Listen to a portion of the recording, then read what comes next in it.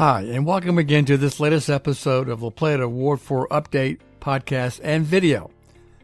This is David Jenkins, La Plata Town Council member from Ward 4, and your host for this podcast and videos, now available on YouTube and YouTube Music. Again, the opinions expressed here are solely my own and do not express the views of the town of La Plata. This is the third in a series of podcasts about the Town Council's review of the fiscal year FY 2026 operating capital improvements plan, CIP, and enterprise funds proposed budgets, again, for fiscal year 2026, which begins July 1st of 2025. This episode is about the third review of the operating budget, as well as the proposed 2026 fee schedule. Now, again, the sources of this podcast and video are again, materials provided to the Town Council as part of our published agenda, which we receive typically on Friday afternoons, the Friday before the Tuesday meetings. So we got this information that I'm going to talk about on Saturday, a little late this time, but we did get it on April the 5th, Saturday. So I want to quickly review the remaining calendar of events for the preparation and adoption of the La Plata, they call it financial plan budget for 2026. And it's been amended, so we had some additional time to review the operating budget as well as the enterprise funds. And so this is the amended schedule you see up on the screen. So I'm going to talk a little bit about April 8th, our last meeting, where we did talk about the fee schedule and some other items. The next meeting and my last meeting as a town council member, as well as the last meeting for this current mayor and town council, which is April 22nd. So there'll be a hearing with respect to the tax rate, which I don't believe there is one this year. The introduction of the ordinance for any tax rate changes, and we'll continue discussion of the FY 2026 capital budget and capital improvements plan for the general and enterprise funds. And then May 13th is when the next council, that is the new council, because remember the election is May the 6th. So a new council will meet on May the 13th to have a public hearing on the and comment on the 2026 fee schedule, hearing on the financial budget, they call it a financial plan budget, introduction of an ordinance for the fee schedule, introduction of an ordinance to adopt the fiscal financial plan budget, and adoption of the ordinance for the FY 2026 tax rates. And then on Tuesday, May 27th, it would be another regularly scheduled meeting of the council, which they would be voting to move forward and perhaps adopt those ordinances that were mentioned earlier when they review them on May the 13th. But again, I just want to emphasize it's a little awkward, and this is what I had to go through when I was elected in 2021. So just to reemphasize, the current town council last meeting under this current term, 4-year term, is April 22nd. And then after that, May 13th onward is the new council, which include all the elected officials who are going to be elected at the May 6th election. It is the mayor and the 4 council members from each of the wards. So let me briefly talk a little bit about our last meeting on April the 8th. So we did talk about a proposed fee schedule, and I'm just going to summarize this, and this is in the material. It is on the published agenda, which I'll give you some information about that. So most of the administrative, planning, and permit fees, any increase is limited by about 3%. Inspection fees will remain unchanged as they are set by the contractors and charged to residents at that cost. Any infraction fees remain unchanged. Fees for public utility services, which are the enterprise fund, which is sanitation, which is trash and recycling, water, sewer, stormwater management, have only increased by 3%. What you see here, the major facility fees, that's increased by 16% based upon the updates to our capital improvement plan.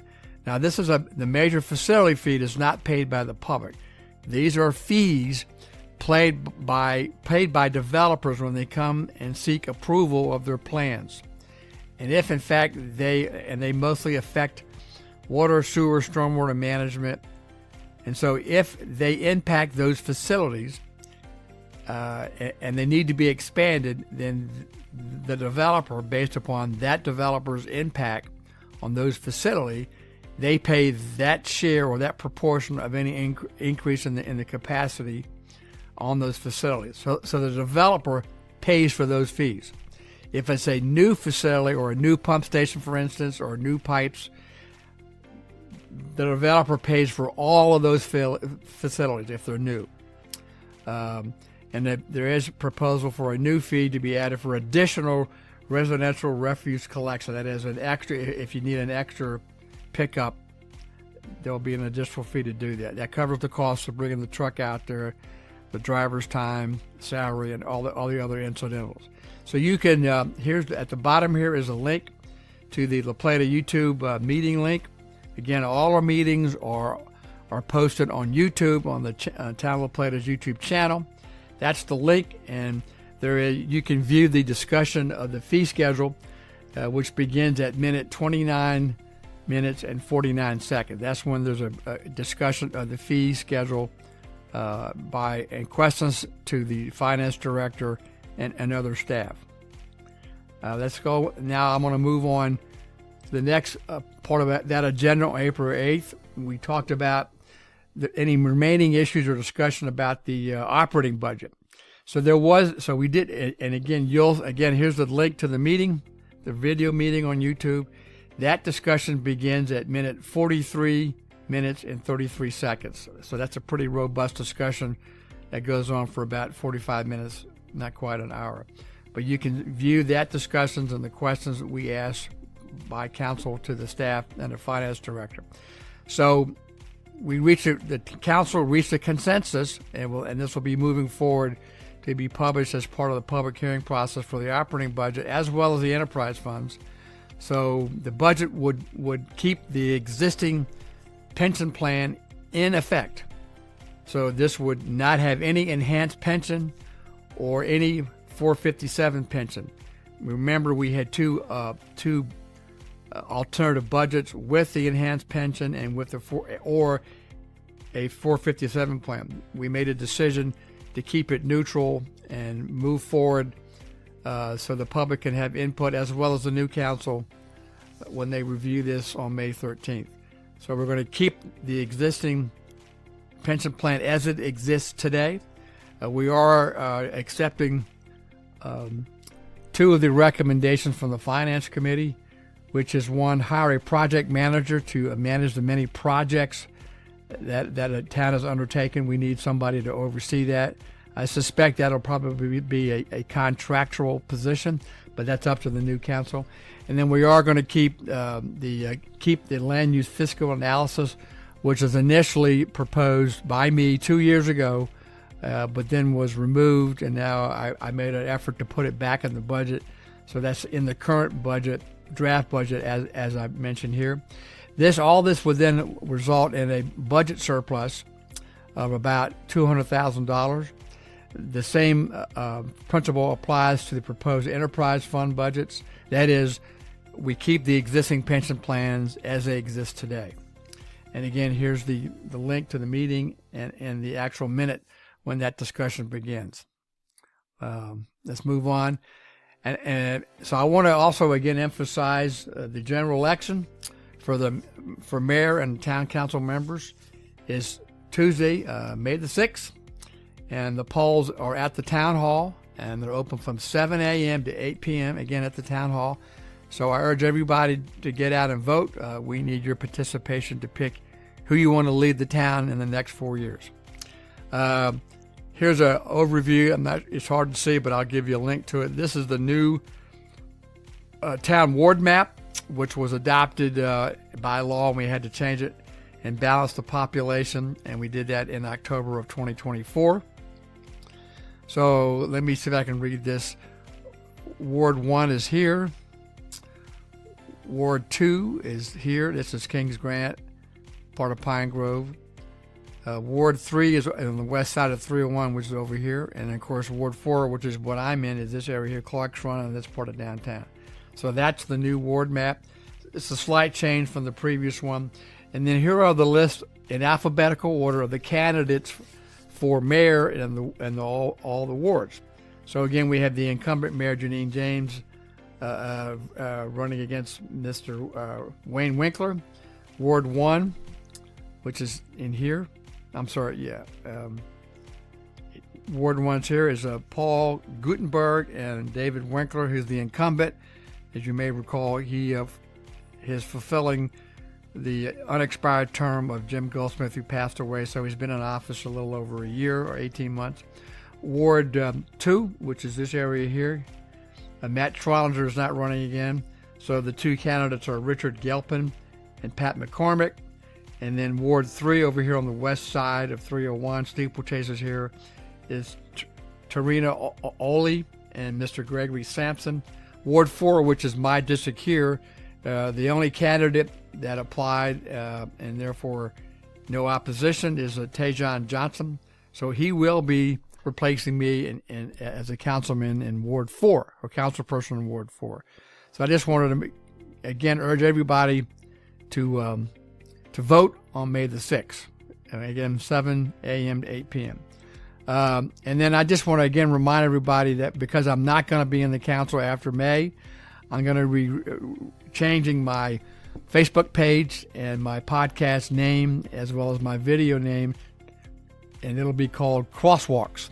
So I will continue to bring information about land use and zoning, economic development, housing, transportation, and other related issues, including infrastructure. These are all interrelated, and I want to be able to expand that and talk about that not only for La Plata, but also here in Charles County. And I hope to expand and maybe do some interviews with some experts so we have lively discussion. So I'm hoping to fill the gap since we really don't have a whole lot of local news coverage. I'm hoping that I can provide information and analysis and connect the dots about growth and development and how it affects us here in Southern Maryland, but particularly in Charles County and La Plata. I think it's very important because it helps the council and commissioners how they make decisions affecting us. So I hope to be in a position to launch this sometime in May, but I wanted to give you a heads up. So again, the theme would be Crosswalks, exploring the crossroads of growth, impact, and community. So I just wanted to follow up and give you a brief update from our last meeting on April the 8th with respect to the budget. I again appreciate your time to listen and read my podcast as well as my videos. I have enjoyed doing these, and hopefully I've provided some information that helps you to be better informed about issues affecting where you live here in La Plata or even in the county. So again, I only got one meeting left. It's less than a week away. Today is less than a week. Today is April the 16th when I'm publishing this, so I got one meeting left. But I'll be around for another year before we're moving out of the area to follow our kids and our granddaughter. So we will be moving out of the area. But I'll still be around to provide this information for the next couple of years. So again, thanks for listening. If you have any questions or comments, again, feel free to email me at my current town email address at djenkins@townoflaplata.org. I will provide other information of how to reach me with your questions and comments once I switch over to my new title and content called Crosswalks. Thanks again. Stay well and safe and enjoy the spring weather. Thank you.